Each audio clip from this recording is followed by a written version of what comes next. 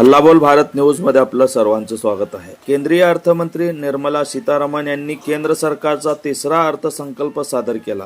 बिहार आणि आंध्र प्रदेश या दोन्ही राज्याला अर्थसंकल्पामध्ये झुकते माप देऊन महाराष्ट्र राज्याला डावलले असा आरोप यावेळी करून केंद्रीय अर्थसंकल्पाचा फुगीर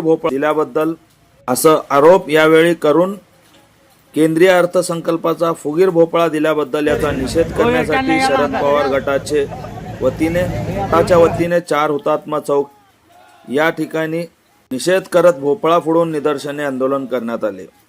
यावेळी शहराध्यक्ष सुधीर खरटमल, प्रवक्ते UN बेरिया, माजी महापौर जनार्दन कारंपुरी, प्रदेश उपाध्यक्ष प्रमोद गायकवाड, ज्येष्ठ नेते महेश गादेकर, दिनेश शिंदे, युवक प्रदेश उपाध्यक्ष प्रशांत बाबर, चंद्रकांत पवार, सरफराज शेख, महिला अध्यक्षा सुनीता रोटे, युती अध्यक्ष प्रतीक्षा चव्हाण, अजित बनसोडे, सरफराज शेख, निशांत साळवे, अजित पात्रे, मुसा अत्तार, दिवाकर संपन्न, वंदना भिसे, सिया मुलानी, प्रतीक्षा चव्हाण, मनीषा माने, अक्षय जाधव, लक्ष्मण भोसले, जावेद खैरदी, अमित मोतीवार, सोपान खांडेकर, श्रीकांत शेरखाने, शक्ती कटकधोंड, सुनील इंगळे, रियाज मोमीन, VD गायकवाड, फयाद सय्यद, लता फुटाणे आदीसह राष्ट्रवादी काँग्रेस पार्टी, शरद पवार गटाचे पदाधिकारी, सदस्य आणि कार्यकर्ते मोठ्या संख्येने उपस्थित होते। आज माननीय शरदचंद्रजी पवार आमच्या पार्टीतर्फे आम्ही अर्थसंकल्पाचा निषेध करण्यासाठी इथं आंदोलन करत आहोत। माझे सर्व कार्यकर्ते इथं जोमाने हजर आहेत आणि एक आहे की सरकारने बिहारचा आणि आंध्र प्रदेशशिवाय दुसरं काय अर्थ केलं नाही। ह्या सरकारला हे कळलं की महाराष्ट्राने समजा तुम्हाला कमी खात्यात दिल्या असतील असं म्हणून तुम्ही त्याच्याकडे द्वेषाची भावना बघत आहात, तर महाराष्ट्रात तुम्ही द्वेष करताय हे एकत्र दिसून आलं। रेल्वेच्या एवढा प्रोजेक्ट चालू सध्या, त्या रेल्वेला एकही ठिकाणी तुम्ही पैसे दिले नाहीत आणि शेतकऱ्यांच्या प्रश्नासाठी तुम्ही काही पैसे दिले नाहीत आणि वरून म्हणता पीक विमा दिला, हे दिलं ते दिलं, अशा सरकारचा आम्ही निषेध करतो। आणि दुसरं असं आहे की 3 लाख रुपये जे कमवतात त्यांच्यावर तुम्ही 5% टॅक्स लावताय, हे म्हणजे उद्या ते लोक फाशी घेऊन माझी पाळी येणार, त्या लोकांना येणार आहे। ह्या सरकारचा आम्ही निषेध करतो आमच्या पार्टीतर्फे। राष्ट्रवादी बजेट झाल्यानंतर नकारात्मक प्रचार करण्यामध्ये आतापासून सुरुवात केली आहे असा सत्ताधाऱ्यांचा आरोप आहे। बरोबर आहे, आम्ही जे करतो ते बरोबर आहे। आम्ही त्या विरोध नकारात्मक करण्यापेक्षा जे तुम्ही देता ते आमच्या महाराष्ट्राला काय तुम्ही आम्हाला काय दिले नाही पैसे, काय करणार न द्यायचं? तुमच्या मनात द्वेष आहे ना निश्चित।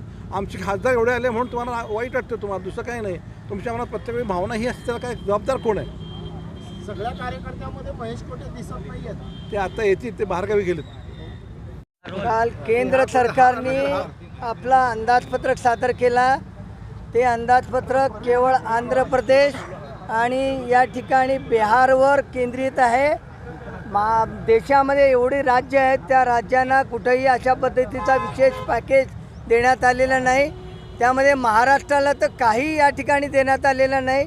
महाराष्ट्राने झालेल्या लोकसभेच्या निवडणुकीमध्ये महाविकास आघाडीला या ठिकाणी जास्त खासदार निवडून दिले, त्यामुळे महाराष्ट्राकडे या ठिकाणी दुर्लक्ष करण्यात आलं। महाराष्ट्रामध्ये विदर्भाला पॅकेज देणं अत्यंत गरजेचं होतं। महाराष्ट्राच्या बरोबर शेतकऱ्यांना खतामध्ये आणि कीटकनाशकांमध्ये GST त्याच्या ठिकाणी दूर करून, त्या GST काढून त्यांना तिथं सवलत देण्याची गरज होती। त्या ठिकाणी रोजगारचा प्रश्न होता, महागाईच्या प्रश्नाकडे दुर्लक्ष करण्यात आलेलं आहे। आणि अशा पद्धतीने फक्त खुर्ची बचाव आणि सत्ता वाचवण्याकरता, या 2 मित्रांना खुश करण्याकरता हा सगळा आटापिटा होता। परंतु याच्यामध्ये हे करत असताना बाकीच्या राज्यामध्ये राहणाऱ्या जे लोक आहेत, ते गरीब आहेत, ज्यांना गरज होती त्यांना सवलत देण्याची, त्यांना अंदाजपत्रकामध्ये तरतूद करण्याची, ती तरतूद या ठिकाणी केली नाही। महाराष्ट्राकडे पूर्णपणे दुर्लक्ष केलं। त्यामुळे आम्ही या ठिकाणी निषेध करण्याकरता आज या ठिकाणी आमचे जे काही 4 बलिदान दिलेले आमचे महान व्यक्ती आहेत, त्यांच्या या पुतळ्यासमोर आम्ही या ठिकाणी आंदोलन केलेलं आहे।